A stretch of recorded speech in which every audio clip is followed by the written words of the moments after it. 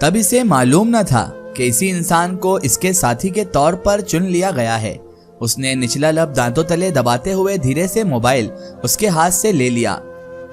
मुझे 100% यकीन है बाजी कि आपको शहरोज भाई ने ही पसंद किया वहाँ शादी पर। वो जो उनकी सिस्टर है ना, क्या नाम है उसका, हाँ मुस्कान। उसकी बातों से साफ अंदाजा हो रहा था कि वह आपको देखकर बहुत एक्साइटेड हो गई है, जैसे आप उसकी तवक्को पर पूरी उतरी हो। मिन्हा ने उसे छेड़ते हुए कहा, जिस पर गीती सिर्फ शर्म से मुस्कुरा दी। ओहो, ब्लशिंग। वैसे अप्पी आप बहुत लकी हैं, मुझे आपसे जेलस फील हो रहा है। सच में, एक तो शहरोज भाई इतने प्यारे हैं और ऊपर से अमीर भी बहुत हैं। सो आपकी तो लॉटरी। वहां जाकर ऐश करेंगी आप। हाय, वैसे उनका कोई छोटा भाई भी होना चाहिए था यार, है ना। मिन्हा ऐसी ही थी, खुद भी हंसती खेलती रहती थी और दूसरों के चेहरे पर भी मुस्कुराहट लाने की वजह बनती थी। बेवकूफ, इतनी आगे निकल गई हो, अभी तो ये रिश्ता भी कंफर्म नहीं हुआ है। गीती ने उसे डांटते हुए कहा। मना भी तो नहीं किया ना, टाइम मांगा है अम्मी ने उनसे।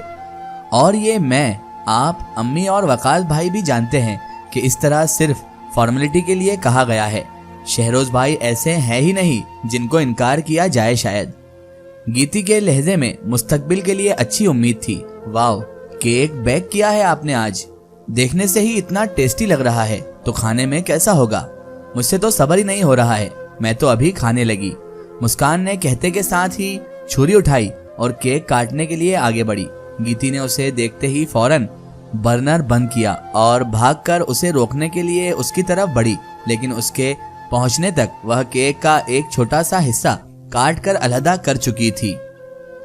ये क्या किया तुमने पागल, जरा सा भी सब्र नहीं है तुम्हारे अंदर। क्या मैंने तुम्हें मना करना था ठूसने से, जो नदीदों की तरह टूट पड़ी हो उस पर। अब सारा खराब हो गया। ये शहरोज का फेवरेट केक है, मैंने उनको सरप्राइज देने के लिए बनाया था और अब सारा सत्यानाश कर दिया है तुमने। हद होती है बदतमीजी की भी। गीती मुस्कान पे अपना गुस्सा निकाल पड़ी, पैर पटकते हुए किचन से बाहर चली गई। आजकल इसे ऐसे ही हर छोटी सी बात पर गुस्सा आ जाता था। ये सब शहरोज की बेपनाह मोहब्बत का असर था, जिसने उसे घमंडी और खुद से सरफिरा बना दिया था। खुद तो बड़ी तमीजदार है, जैसे अभी आए हुए 4 महीने नहीं हुए, लेकिन अकड़ ऐसे दिखा रही है जैसे इसी घर की मालकिन हो ये।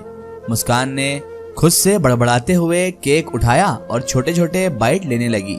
अम्मी, मुझे आज सही मायनों में अफसोस हो रहा है खुद पर कि मैं क्यों हर वक्त भाई का सर खाती रहती थी। मुझे भाभी चाहिए। काश मुझे पहले पता चल जाता कि भाभियां ऐसी होती हैं, फिर मैं क्या करती, भाई को शादी ही ना करने देती कभी। मुस्कान मुंह फुलाते हुए नाहिद बेगम की गोद में सर रखकर लेट गई। ऐसा भी भला मुमकिन है पगली। उन्होंने हंसकर उसकी बात को टालने की कोशिश की। असल में तो वह खुद भी अंदर से बहुत बेचैन थी, गीती के रवैये को लेकर और उसके बिहेवियर को लेकर। नहीं अम्मी, मैं बिल्कुल ठीक कह रही हूँ। आपने गौर किया कि उनके आने से कितनी ज्यादा तब्दीलियां आ गई हैं।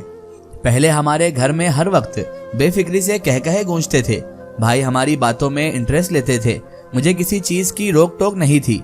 जो चीज खाने को दिल करता था जाकर बना आती थी और खाती थी। और अब हम देखते हैं जरा घर में कैसे बेरौनकी हो गई है। पहले तो हल्ला गुल्ला करने से मना किया मुझे कि वह डिस्टर्ब होती हैं, फिर किचन पर भी खुद कब्जा कर लिया। कुछ खाना हो तो पहले इनकी मिन्नतें करो, मूड देखो। और सबसे बड़ा दुख तो मुझे इस बात का है कि जब भाई को कुछ बताओ तो आगे से मुझे ही समझाने लग जाते हैं। भाभी है, एहतराम किया करो उसका। मुझे क्या पता था कि ये सब हो जाएगा। मैं तो समझी थी कि मिडिल क्लास की लड़की है तो थोड़ा दबकर रहेगी हमसे, इसलिए शहरोज की पसंद पर हामी भर ली मैंने।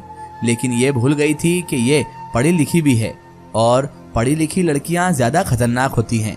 नाहिद बेगम ने अफसुर्दगी से कहा, ये गाड़ी की आवाज आ रही है ना।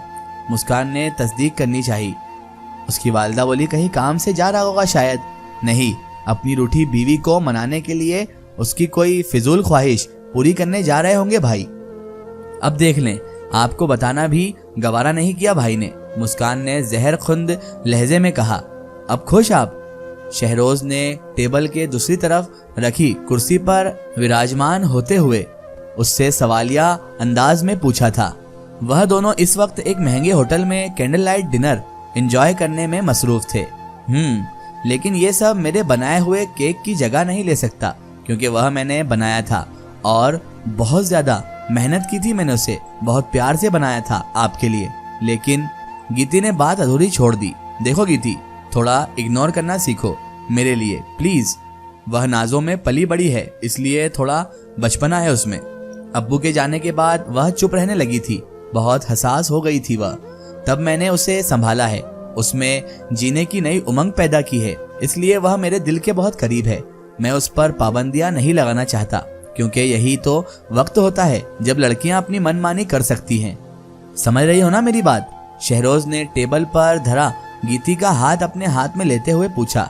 सबकी फिक्र है आपको सिवाय मेरे। गीती के नखरे थे ये। अब ऐसे तो ना बोलो प्लीज, मेरे दिल की असल मालकिन तो तुम ही हो। अच्छा, बहुत रूठना मनाना हो गया। अब एक प्यारी सी स्माइल दो ताकि हम डिनर शुरू करें। लेकिन मैं सिर्फ आपके दिल की नहीं, आपके उस महल नुमा घर की भी इकलौती मालकिन बनना चाहती हूँ।